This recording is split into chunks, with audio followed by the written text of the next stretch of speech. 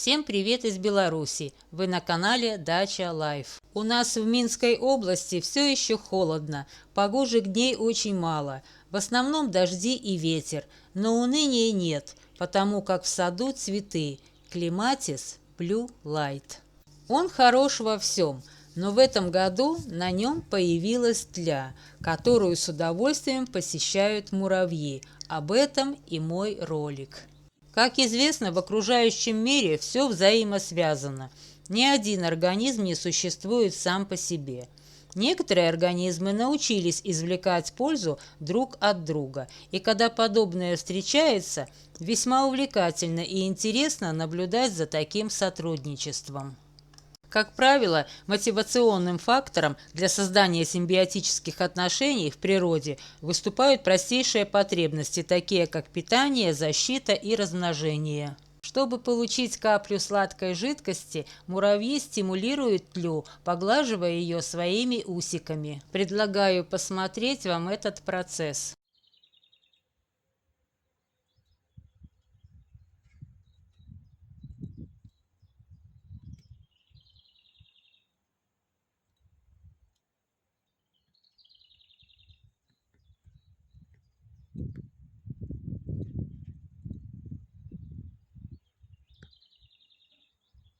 Никакой неприязни и недовольства я не увидела в этих отношениях. Но есть и такие насекомые, которые нарушают эту идиллию.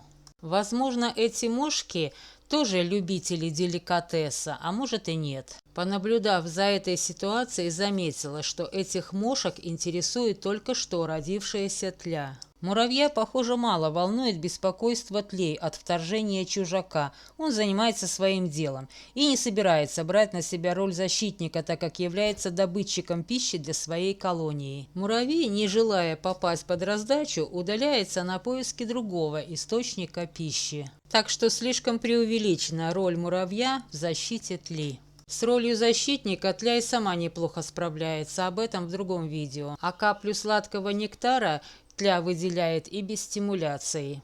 Возможно, такое происходит и от страха. Ей совсем не нравится, что я ее снимаю на камеру. Пытается спрятаться, оставив на листе свои выделения. Муравьи очень падкие на сладкое, поэтому сахаристые выделения тли стали для них излюбленным лакомством. Они с легкостью находят это угощение, и тля не против поделиться своими излишками, так как высасывает из растительных тканей растений гораздо больше сока, чем может. Когда видишь, как жадно муравей поглощает нектар, то выглядит это как настоящее пищевое безумие. Муравьям-добытчикам необходимо как можно больше собрать сладкой жидкости, чтобы самому поесть и накормить других членов сообщества. Наблюдая за муравьями, открываешь все новые и новые грани неведомой жизни. Особенно впечатляет организация их жизни и поведение. У них очень четкое разделение труда. Они делятся по видам выполняемой ими работы. Прокормить муравьиную колонию нужна надежная кормовая база. Неплохим вариантом оказалась тля. Этот симбиотический союз выгоден обеим сторонам. Муравьи получают излюбленный деликатес, а тля – защиту. Но так ли совершенен этот трофобиоз? Наличие крылатых форм у тлей способствует расселению популяции. Но я не заметила, чтобы муравьи имели к этому прямое отношение. Тля сама неплохо справляется с размножением, а также с распространением. Хотя под защитой муравьев чувствует себя увереннее, лучше растет и размножается. Она просто рекордсмен в этом направлении. Как только вижу деформированный лист, всегда нахожу там тлю. Я много наслышана о сладких взаимоотношениях муравьев и тлей, но ни разу не видела расселения тли муравьями по саду. Наверное, не каждый тип тли и муравьев подходит для этой миссии. Тлю они избрали как главную кормилицу, на этом и основаны их отношения. Есть мнение, что разноцветное стадо более выгодно для такого тесного сотрудничества. Может быть, муравьи различают, какая тля воспроизводит более качественный сладкий сироп и в большем количестве может им поделиться. Ведь для муравьев это ценный источник легких углеводов, который дает им энергетический заряд. Чтобы не проиграть борьбу за пищевые ресурсы, Муравьи выстроили этот удачный союз с тлей. Муравьи, возможно, и пасут тлю, но в обмен на сахаристое выделение. Но если тля становится бесполезной, то их тесное взаимодействие распадается на хищника и жертву. Все на нашей Земле устроено невероятно мудро. Мир насекомых живет по своим законам, и человек не способен повлиять на сложившиеся устои.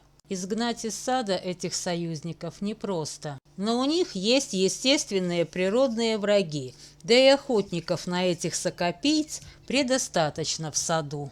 Ничего не поделать, так уж в природе создано, жизнь и смерть рядом. Ну вот как-то так. Численность вредителей в своем саду сдерживаю на том уровне, который бы не отражался на декоративности всех моих растений. Замечательная красавица в моем саду – розочка Пульман Ориент Экспресс, любимица моего мужа и журчалок. Мухи-журчалки – одно из наиболее обширных семейств. Я очень рада, что в моем саду их поселилось очень много. Мухи-журчалки безобидны. Они питаются нектаром и пыльцой цветущих растений разных семейств. Самка мухи-журчалки очень заботится о своем потомстве и поэтому размещает их в очагах размножения тлей. Взрослая личинка за день может уничтожить до 200 тлей. Личинки журчалок и личинки других насекомых полезных играют огромную роль как регулятор численности насекомых-вредителей растений. В Беларусь, наконец-то, после длительных дождей пробивается тепло. Наступило и долгожданное цветение. С изменением климата мы совершенно не знаем, с какими новыми насекомыми придется встретиться. Попадаются весьма интересные экземпляры. Хотелось бы видеть полезных для сада. Добраться до сути и увидеть, как муравьи перемещают тлю по саду, мне не удалось, а очень бы хотелось снять на камеру этот весьма любопытный момент. Возможно, муравьи содействуют распространению только молодых особей на более лучший источник питания для быстрого взросления и размножения, чтобы снабжать муравьев любимой вкуснятиной. Муравьи мне не мешают, но если случается, выношу их за пределы участка. Вредить могут только многочисленные колонии тли, а так это отличное питание для многих насекомых моего сада.